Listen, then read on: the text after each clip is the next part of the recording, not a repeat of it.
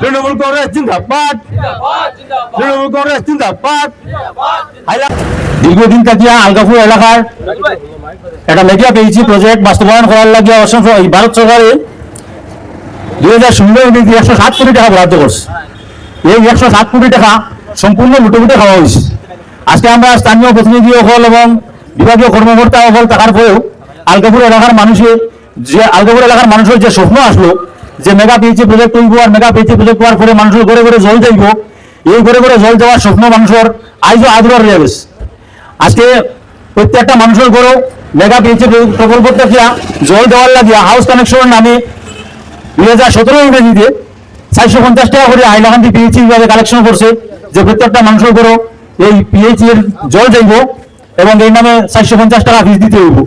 বড় বুক বড় আশা লই আমরা আলগাপুরের প্রত্যেক মানুষে এই 450 টাকা করে পিএইচই ডিপার্টমেন্টে আমরা দিছি এবং পিএইচই ডিপার্টমেন্টে আমরা এই হাউস কানেকশন লাগিয়া কার্ডও দিছি।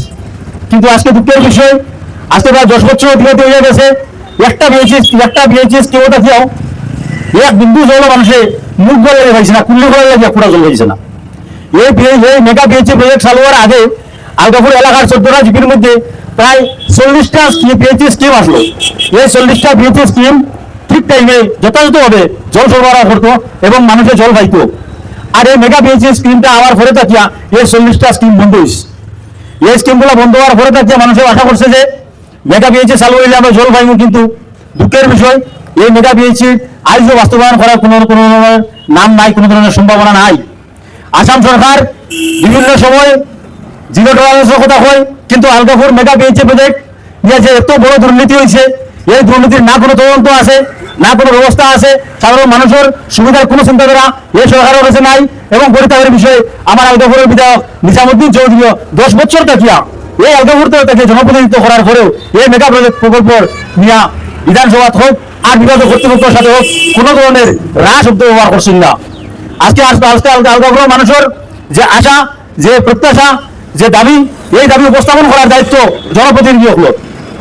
এই প্রকল্প এখানে থাকার কারণে এই আলগাপুর এলাকাতে কোনো ধরনের যে যেমন স্কিম নাই, কোনো ধরনের বোর্ডিং স্কিম নাই।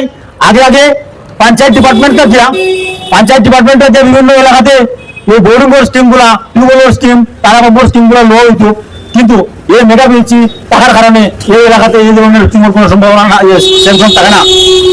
আর আলগাপুরের মানুষ আমরা বিভিন্ন সময় দেখি রাস্তা দিয়া ওভারের থেকে খাওয়ার জল আনতে হয়, মানুষের বার বন্ধ করে জল আনে।